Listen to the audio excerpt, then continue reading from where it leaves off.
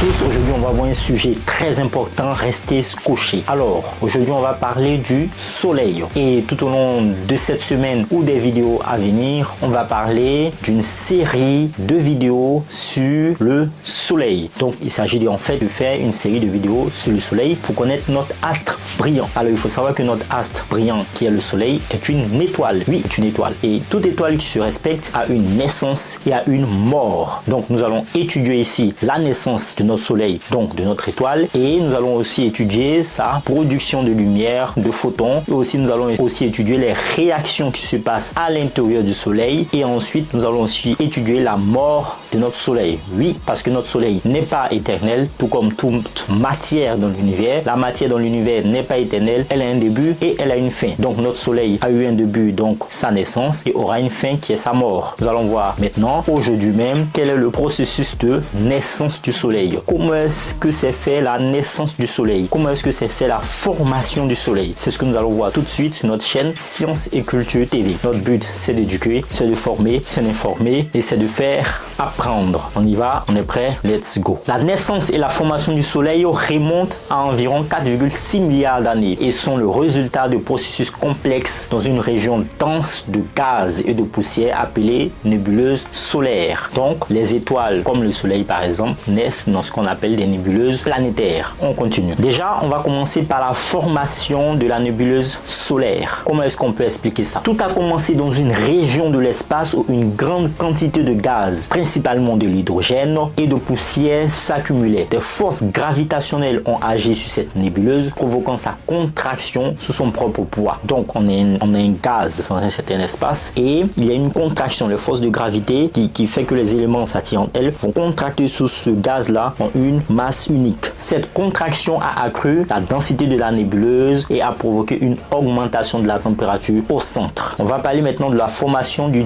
disque photoplanétaire. Qu'est-ce que ça veut dire? On va expliquer tout de suite. Pendant que la nébuleuse se contractait, elle a commencé à tourner de plus en plus vite en raison de sa conservation du moment angulaire. Qu'est-ce que ça veut dire? Ça veut dire tout simplement que plus elle a commencé à se contracter, plus elle a commencé aussi à tourner plus vite. On continue. Cette rotation a formé un disque aplati de gaz et de poussière au-dessus du centre, où la densité était la plus élevée. Ce disque est appelé disque photoplanétaire. On va parler maintenant de la formation du proto-soleil. Qu'est-ce que ça veut dire? On va expliquer. Au centre de ce disque, la température et la pression ont continué à augmenter. Lorsque la température a atteint environ 15 millions de degrés Celsius, vous vous en rendez compte? 15 millions de degrés Celsius, qu'est-ce qui se passe? On va expliquer. Les réactions de fusion nucléaire de l'hydrogène ont commencé. Alors, on rappelle que la fusion nucléaire, c'est deux atomes qui fusionnent entre eux pour former un autre atome. Donc, les atomes d'hydrogène fusionnent entre eux pour former des atomes d'hélium. À ce stade,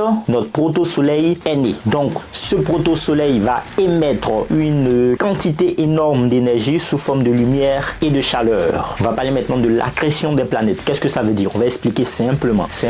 Alors, dans le disque photoplanétaire, on a expliqué tout de suite c'est quoi le disque photoplanétaire. Des grains de poussière ont commencé à se coller ensemble pour former des agrégats plus gros appelés planétésimaux. Ces planétésimaux sont finalement regroupés pour former des planètes, des lunes et d'autres corps célestes du système solaire. Donc on sait un peu comment la Terre s'est formée. Allez, on continue. On va parler maintenant de l'évolution du Soleil. Comment est-ce que le Soleil a évolué jusqu'à devenir ce gros astre brillant que nous voyons aujourd'hui dans les cieux? Et bien, depuis sa naissance, le Soleil est resté principalement stable grâce à l'équilibre entre la pression de la fusion nucléaire à son cœur et la force gravitationnelle qui tend à le comprimer. Donc on a deux forces qui s'exercent sur le soleil. Il y a une force qui essaye de compresser le soleil sur lui-même et il y a une autre force qui essaye de tirer le soleil de l'intérieur, comme si on gonflait un ballon de l'intérieur. Donc il y a deux forces ici. Donc il y a la pression de la fusion nucléaire qui essaye de tirer les parois du soleil ou la membrane du soleil vers l'extérieur. Donc c'est comme si on gonflait un ballon de l'extérieur, et il y a la force de gravité qui essaye de comprimer le soleil. Donc le soleil existe grâce à l'équilibre de ces deux forces. la pression de la fusion nucléaire qui se déroule à l'intérieur du Soleil et la force de gravité qui se manifeste autour du Soleil, qui compresse le Soleil. Lorsque ces deux forces sont en équilibre, alors notre Soleil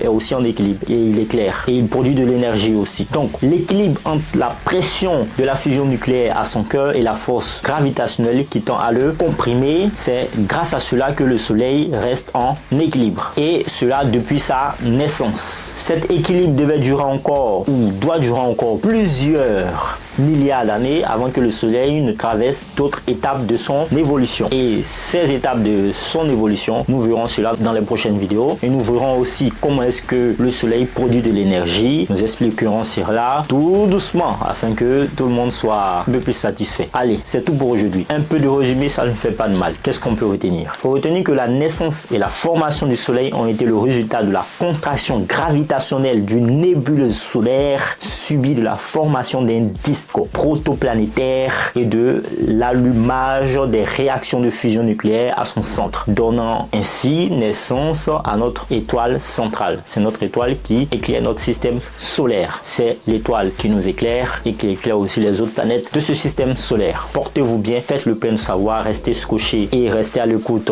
avec les nouvelles vidéos qui viennent sur le Soleil. On va en savoir plus tout de suite même. Portez-vous bien, faites le plein de savoir et prenez beaucoup de soleil aussi. Ça fait du bien. Il y a beaucoup de vitamine D. Au revoir. Peace out.